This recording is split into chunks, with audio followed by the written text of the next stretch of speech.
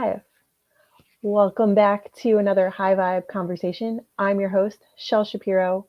With me today are Carlson, Anna Marie, and Linda Vetrus Nichols. And today we'll be talking all about accepting the signs. Dorit, I'm gonna come around your way first today. Okay. So many different ways that we can take this conversation. What's coming up for you when you think about accepting the signs? Huh. Well, knowing me, the first thing I think of is dogs and kids, but mainly dogs. And no, I'm using a lot of reading the signs with dogs when I'm training them and how to stop bad behavior before it happens. It's all about reading a dog and seeing the signs and trying to prevent them from doing the bad thing, other than punishing them when a bad thing already has happened, because they don't understand that. So that's the first thing that comes to mind. But in other parts of life, we are aware of the signs that are all around us. I think how people behave, things that they say, just adding up, and sometimes it's just one thing that a person says that kind of sets off an alarm and starts a siren in my head.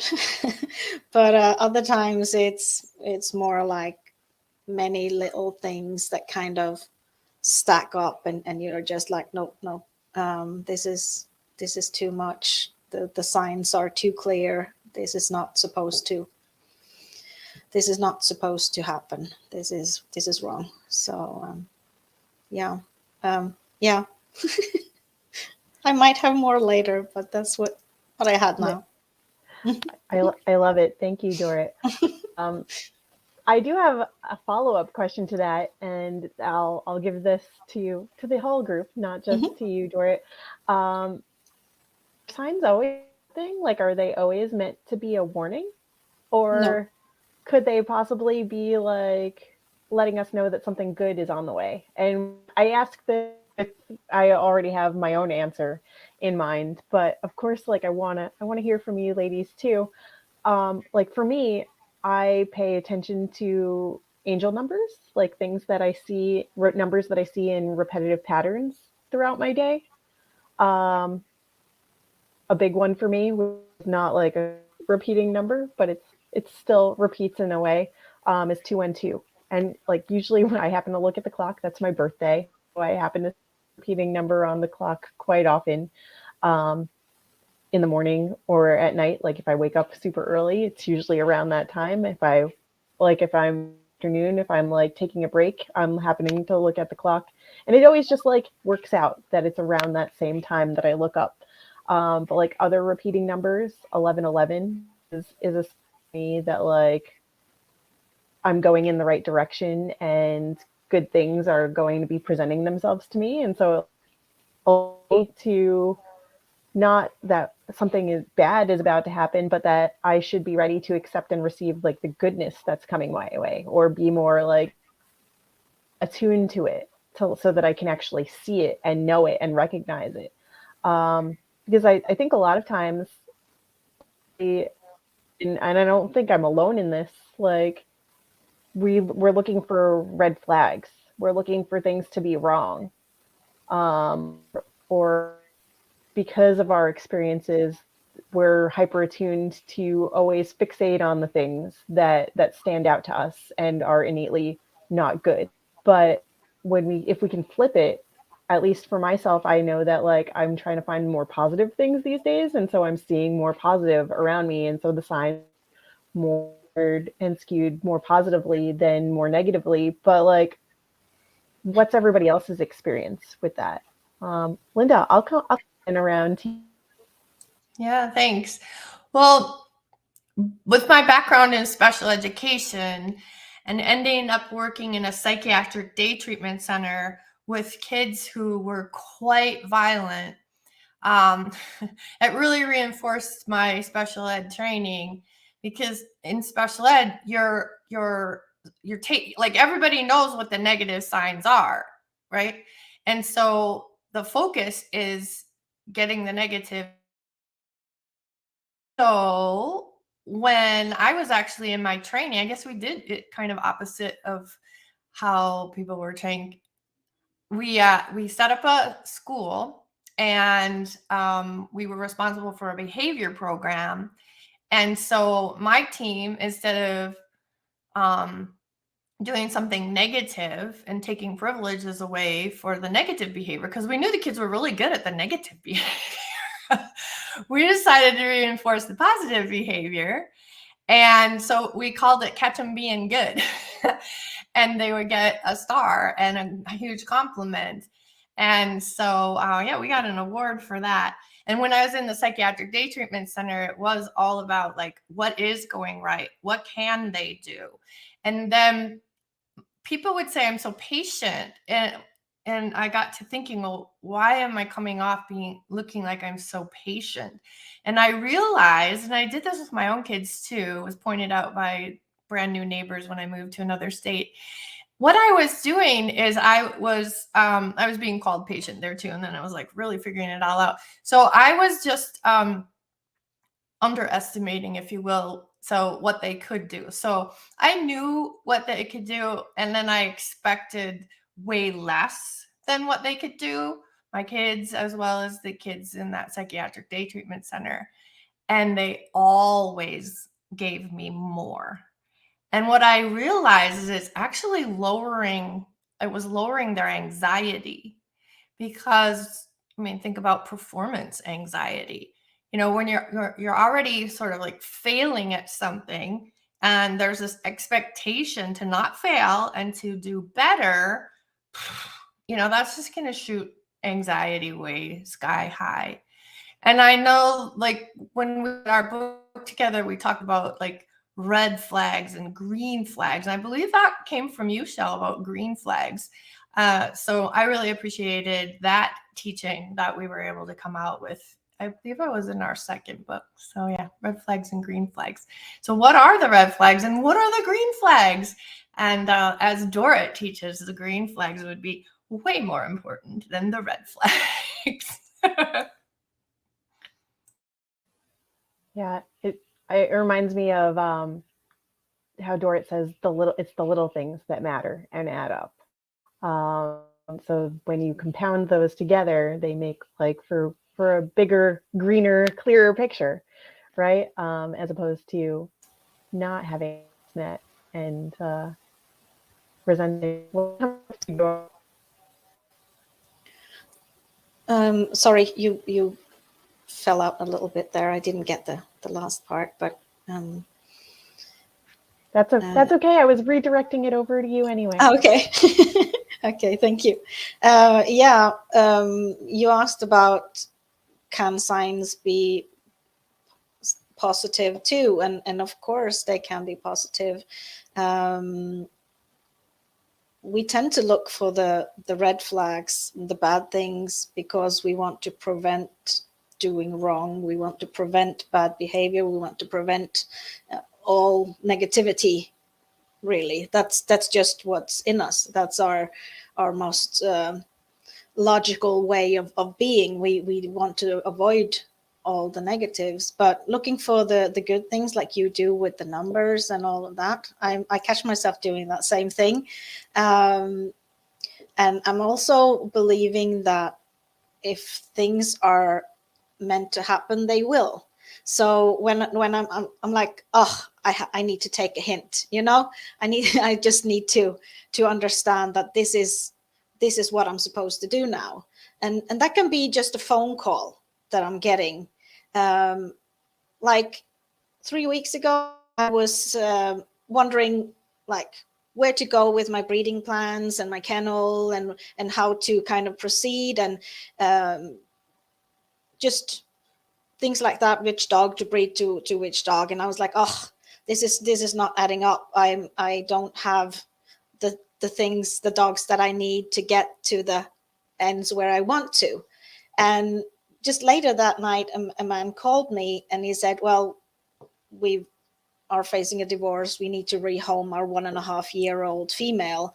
And I'm like, really? You know, and that's just the perfect dog to fit in my program, to carry forward. So I'm like, yep, I'm taking the hint. Okay, I'm not even looking for another family for her. I'm over here, you know. So to me, that was a sign that this is the way you need to go. Just yeah. And also in my sessions with the coaching clients or the hypnosis, especially when people are in their subconscious mind, they see a lot of hints and signs that they interpret themselves. So to make the decisions that are right for them, like you did with the bird shell and your grandma's garden and all of that. It's just signs that come up that mean something to you, that you interpret to something good or to make a change in the way you're going. Yeah. Yeah. I find that it's not just like that comes up for me more often than I realize. Um, you shared the perfect example of the hypnosis session that you and I did together, where I was presented with like a bird from my childhood, and you prompted me in no way, guided me, felt safe and reassured to see whatever was going to come up for me. And it did have a special meaning to me. I had no preconceived notion that this is going to see, or that things were going to come together and reveal us in this way. And I hadn't thought about that childhood bird in God knows how many years. Like, it was something buried, and it got unlocked. And I find that when I'm on calls with clients, even even with potential clients, or just getting to know somebody that I've met here on LinkedIn, and like wanting to know more about what they're about, I'm asking curious questions. I'm furiously like journaling in notes and like writing down things that stand out that they share with me, and vice versa, and like seeing how it all comes together. And I will look down at my notes afterwards, and I have circled and underlined and highlighted all the different ways that they stand out to me. And I'm like, all right, this makes sense. I can see it. And those are the signs that I look for, work with people. Like, I can, even if they haven't hired me yet, even if this goes no further than this call, like I can see how this has meaning to me and how it could be useful and helpful for them. And so I'm pulling out like the positive signs that like show me, that I'm on the right track, and that this is good for me, but it's things that are also good for them, the person on the other side. And I know that I pull those things out in every conversation that I have with people. And I think that's why I get so excited when I do have conversations, because it's those connections that I'm constantly like, all right, we can build on that. I see something here. This is a roadblock for them, but don't worry, we'll work on that. And I'm not even saying those things out loud, but like this is all the circling, the underline. I look at it afterwards every single time, and I'm like, holy crap. They don't even know all the good things that they just told me. They have no idea of all this magic inside them. And I can't wait to like let them know that they have it. And so that for me is a plethora of signs. Like if there was a word for like multiple signs coming at you all at once, and there's no necessarily like rhyme or reason to it, other than the person presented themselves at the right time. The universe said, here, this person's in front of you, like you need to see this, they're here for. And I can't refute that. Like when it energy right and the things just come together like that, so now it's hard to disprove it.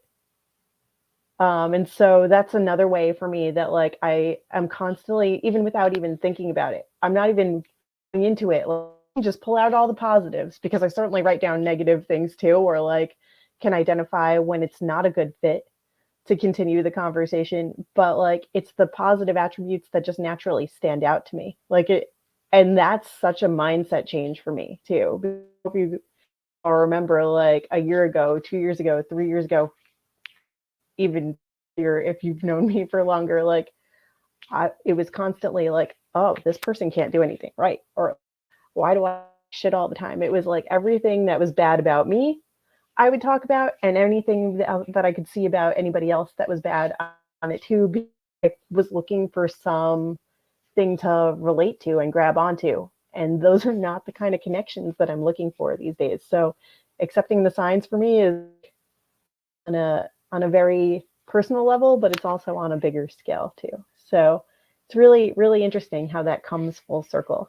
And thank you for letting me share all of that as always. But Stina, I'm coming down to you now. Definitely not this. I know so much insight to drop into this conversation. So what's coming up for you? Thanks, Shell. The last thing you said about the signs being irrefutable, um, something that I kind of like, I had a first thought and then a second thought. So my first thought was that when you start to pay attention to things that are coming up in your life that are positive or negative, like you start to gather actual evidence for things.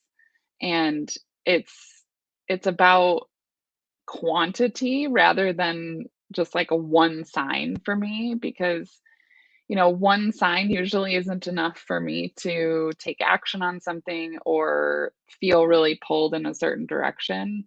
But when things start to accumulate is when you're like, oh, there's something to pay attention to over here. And so, like, recently, I've had a lot of friends asking me about the same thing. And I'm like, like, there's something going on over here. There's some energy to play with. There's curiosity. There's people asking for something. So that becomes something that then I want to put more energy into. But like one person asking me isn't enough, but like three, four, five, then you start to think like, wow, these are people from different parts of my life or friends from, you know, they don't even know each other and they're all asking me the same thing. Um, so I found that to be really helpful when I'm working on anxiety, and especially when I was moving out of like OCD kind of thought patterns and loops, was that I really focused on looking for evidence. So looking for evidence of what was really happening instead of getting wrapped up in the rumination of what if and what could be, and that, because there's always kind of two versions of reality. There's like the story and then there's what's actually happening. And so the more that I focused on, okay, what's actually happening, what do I have evidence for, the more my nervous system could like calm down and engage and not be so like stirred up all the time. Because with anxiety or OCD, you are focusing on all of the negative things that could happen. And so learning how to shift that and get out of those loops is really important. I also think of signs like just they're neutral, like road signs. Like, you wouldn't say that road sign is bad because it says stop. You wouldn't say that that road sign is bad because it told you you're going in the wrong direction. The signs are just there to keep you aware of what's happening around you, where you're going, what it's like, what exit's coming up next, if the highway that you need to turn onto is coming up. So there's like this just kind of interaction with signs that we have all of the time, that it's just a neutral. It's just letting you know what's going on, where you're at, so that you can kind of like orient yourself to life. So if you're not paying attention to any of the signs, it's easy to get lost. It's easy to get in an accident, not gonna have a very good journey, ignoring all of the signs. But if you're attentive, if you're aware, if you're looking around and you're seeing and you're hearing things and you're attuned, is when that shifts your vibration. And we talk about often vibration like shifting or getting higher, but it's like it will shift your vibration to be aware, to be attuned to just what's going on around you. And it doesn't mean that you have to manifest some big thing to like raise your vibration. It's just it's a presence, and it's that seeing and hearing. And I was raised to be maybe a little too seeing and hearing. I know some of us are that like hyper attuned where it's like almost in panic mode. So again, that kind of loops back to what I was saying before of like getting into reality, tuning into your senses, paying attention to what's really happening, and then reinforcing that through evidence over time. I love that. It reminds me of just living in non-duality. And my husband Terry always says, there are no good memories, there are no bad memories, simply memories. So there's no good emotions, there are no bad emotions, they're just emotions. And it's a choice. What are you going to do about them? And it is about staying, that fully present. Because when you're fully present, you're not in emotion. You're able to look at the emotion without going into the emotion. So yeah, that's what came up for me, that place of non-duality where everything just is, so that you can stay in your power and be in charge of whatever happens next. I mean, also letting go of outcomes, that you feel a lot more in control, and definitely keeps us sane. I love your work you've done with the loops and all of that. I've learned so much from you, Stina.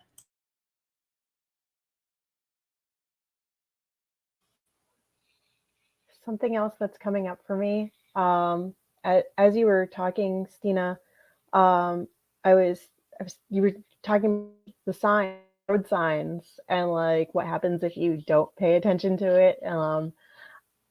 It was reminding me about like what happens if our body's signs. Like if you're constantly in pain, or like doesn't even pain is. I think on a previous live, you were giving an example of like a scrape that you had on your arm that took to heal. Like it could be any pain. You could have an ongoing stomach pain, and if that's something that's a regular occurrence for you, you might ignore it, that sign that there's a bigger problem there, because it feels like it's a normal thing for you, and you'd sweep it under the rug and try to keep pushing through. But accept that there is, or possibly something else going on besides the stomach pain that you're feeling, you can then start to uncover other things that need to maybe be undone or fixed or reversed in order to allow you to feel and not have that stomach pain. So there's that accept to go back to the title of this conversation. There's the acceptance of the signs that are being presented in front of you, because you could see them, you still bear them and pretend they don't exist, or ignore them, or just keep pushing through. You're not really accepting them and taking it as like, oh, this is something that I need to really be mindful of. So that's what was coming up for me as you were giving the examples of the different road signs and all the chaos and traffic or misdirection and accidents that might happen. Like you might be, if you're ignoring your bodily signs and your mental health as well, like think about pay attention to what's going on within you too. It's not just external signs all around us. There's signs everywhere. So thank you for prompting that in me. And to all of you ladies for all the amazing things that you've shared today. Before we end today's conversation on accepting the signs, I do want to remind anybody who is live or on the replay that this is a safe space, and we invite you to share with us, whether that's in the comments or by reaching out to one of us through DMs. I will also pop up on the screen now. If you'd like to have your own personal high vibe conversation with us, here's where you can schedule with us, continue the safe chat, and we are happy and open having that. So until next week, we'll say bye for now. Thank you for joining us for a high vibe conversation. Been all of us accepting the signs.